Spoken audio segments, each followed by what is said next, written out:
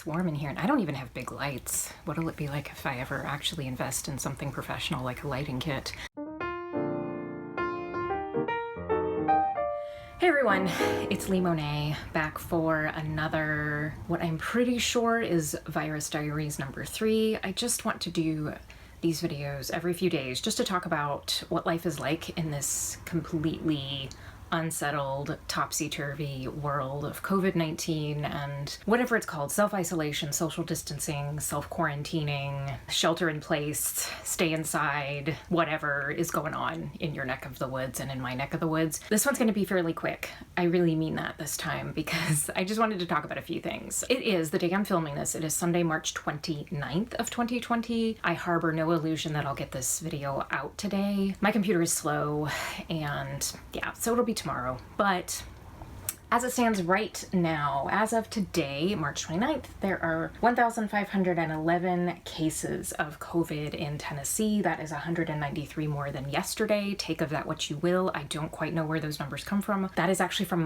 one of my weather apps. It has now put a little message at the top when I open it about the number of cases. So at least you can stay informed, I guess. We don't have a lot, and especially where I am. I am in Eastern Tennessee and I'm in a non-large metropolitan area. It is a pretty small to mid-ish size. To the west of us in the Nashville area, there are a lot more cases, but it's also way more populated, so there you go. So it doesn't surprise anybody that that would be where a lot of the cases are. So things are just weird. Things are strange. Schools aren't in session. They probably aren't going to be in session for the rest of the year since we're already almost to April.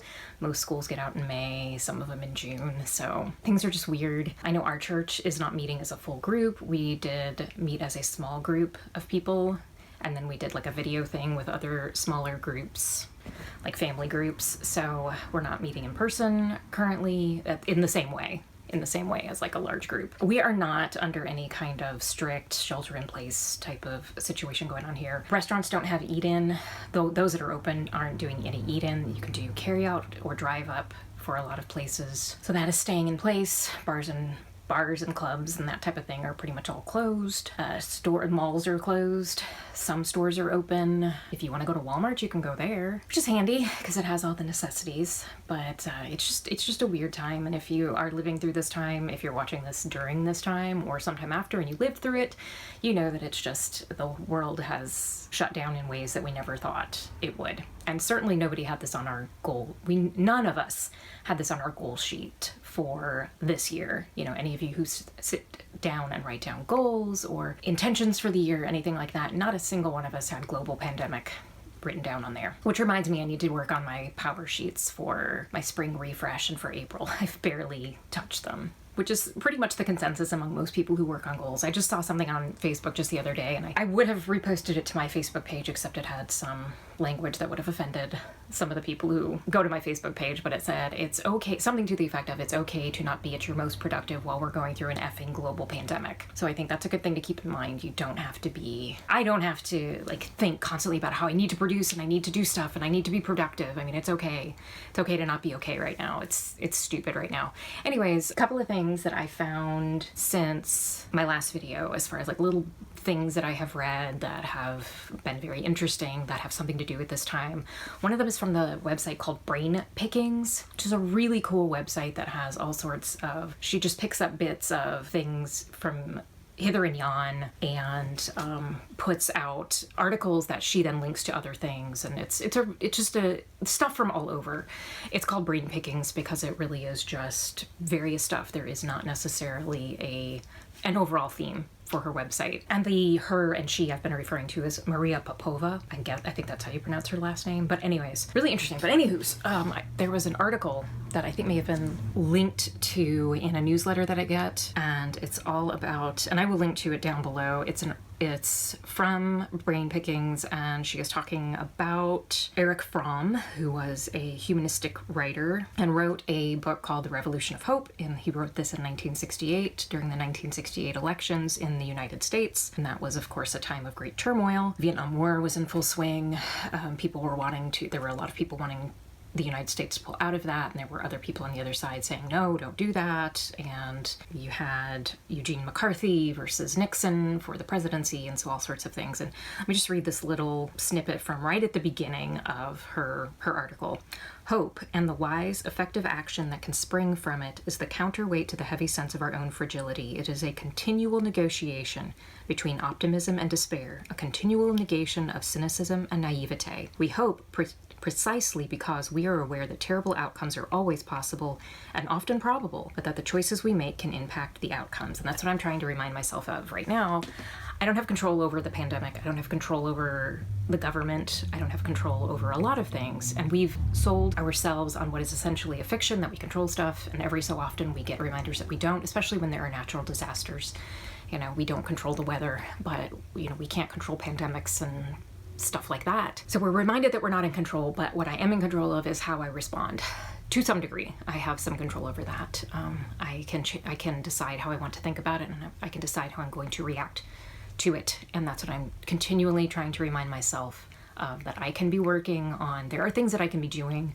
There are mindsets that I can take that are going to be more positive and are going to have better outcomes than other mindsets. And I'm trying to remind myself of that, even while I'm also reminding myself that it's okay, that maybe I want to fall apart every so often just because things are so topsy-turvy. I wanted to go back to acting, like wanted to start reaching out and moving up levels in acting. And that right now I can't do any of that, really, but maybe I can. But, you know, there's nothing being filmed right now, so I can't audition for anything right now because there are probably no auditions going on. But what I can do, and this is something that I do need to do, I need to put this on like a goal sheet, or maybe I just need to say it here, that I need to go looking for opportunities where I can reach out and say, hey, when you need actors, I'm here. I'm here to do like day work. I'm here to be an extra. I'm here because there are little production companies in this area that do television and stuff like that. And so I can reach out and say, look, I'm here. So when you get to the point where you need people again, I'm here and I'm available and I've got time. So, you know, I can do stuff. So I can't, there are probably, like I said, there's probably not any auditions going on right now. There's no filming certainly going on right now. And who knows when that's going to take up again, but I can do things and I can remain active. And I can also remain active with continuing to work on building up the foundation of my career. I've been reading Atomic Habits. I should finish it either today or tomorrow. Atomic Habits is all about how to, obviously, from the title, build your habits. Build habits that are going to be productive. Build habits that will support you in doing your work in the world. And two of the things that he mentions, there's a whole step-by-step system and everything, but make it easy and make it obvious. And so to that end, I have 2 bags that I have created, and I had actually already made one of them, and I have religious and spiritual stuff in one. So I do like a scripture writing every day. I do some readings every day. I have a study I'm working on. So I have all of that in a bag. And I also created a bag based on that, this Atomic Habits book. I decided to make another bag of personal and professional development stuff. So mindset stuff. I've got a workbook for acting, for the acting career.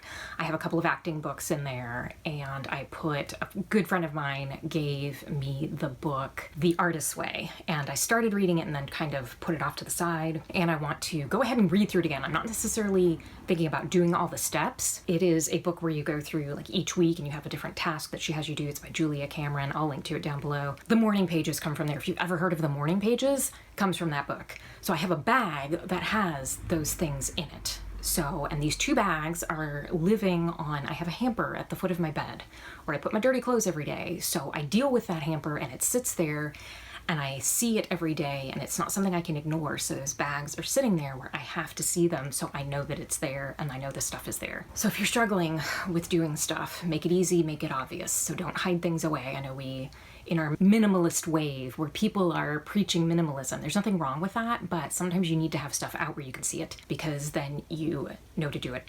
I know to do it, and that's what I'm doing. So some good takeaways from that Atomic Habits book. So I'm working on that.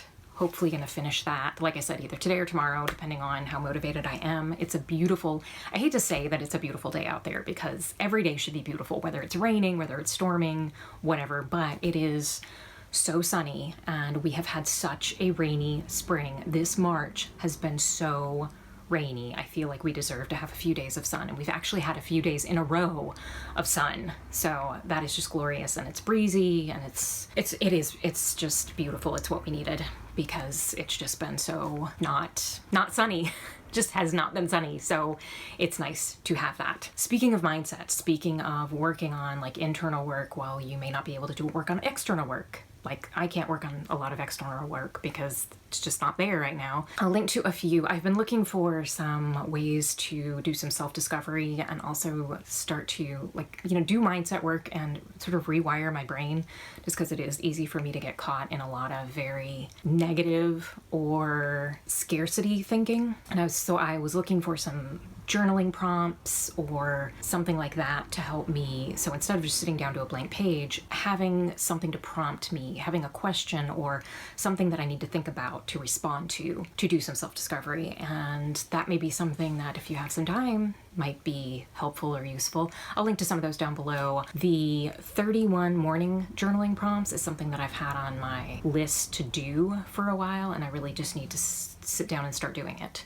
And it's linked down below. That's something that I want to work on to sort of encourage me to really rewire my brain and consider what is really important. Times like these tend to do that to you, don't they? I know that's such a cliche, but it's true. You really start to think about what is important and what isn't, and how you can get bogged down in stuff. We get bogged down in being so busy. So many people are talking about doing work around the house because normally people are so busy. They're running here and there.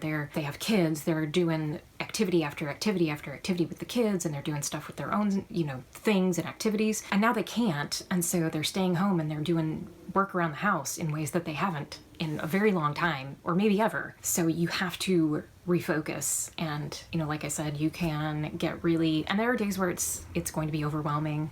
I don't have kids. I don't have a significant other. I didn't have a job outside the home that I've either lost or had to move into my house, where I'm having to coexist with my work in a way I haven't had to before. So I was already kind of in an unsettled state, and there's something almost comforting, oddly enough, that now the whole world is in that state, and I feel like, oh, maybe I'm not so alone anymore. Unfortunately, it took a global pandemic for that to happen, which is awful, and that probably makes me sound terrible. But anyways, I guess I just feel like, well, now the whole world is unsettled, so just have to deal with it somehow. And I have to deal with my own mindset, with my own stuff. And that's what I'm trying to do while things have been kind of quiet and there hasn't been as much stuff to do. I was looking through my calendar. In fact, it's almost the end of March, pretty much. So we're heading into April. So I was flipping through my calendar from March, and I went back to the beginning of March, and just how hopeful it all looked, because I had a show I was working on, and I had all these things in there, and really we hadn't started thinking, I mean, at least not here. We knew that it was happening out there in other places,